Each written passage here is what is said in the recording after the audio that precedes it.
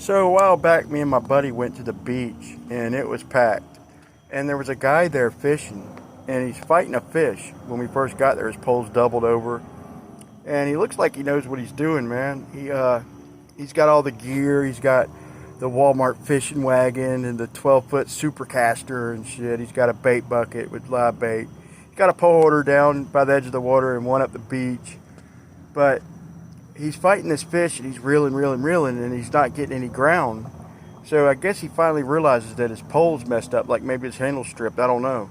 But so what he does, he sets his pole down in the pole holder, and he grabs the line and starts running up the beach with the line in his hand. There's people like pointing at him, looking up in the air, thinking he's flying a kite or something. But this fish is still on the hook, and he's running up the beach. And he's looking like a dumbass, but he's still got the fish. I'm rooting for the fish to get away, if I'm being honest. But he gets up, and I start to see the fish coming up in shallow water, and he gets it up in about 3 or 4 inches of water, and he sees it, and he panics. And he turns around to run down the beach. And I don't know if any of y'all have ever went to take off running faster than you can run, and you almost have your balance, but your legs are still underneath you.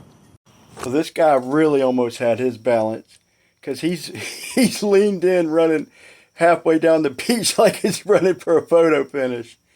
Like a stretch neck chicken trying to cross the finish line.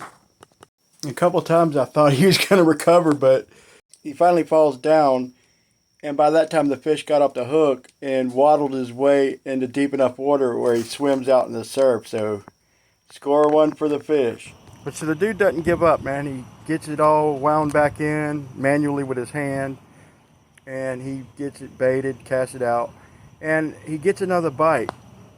And he runs and grabs his pole, and he tries a different strategy. He snatches and sets the hook, and this time he starts running up the beach with his entire pole.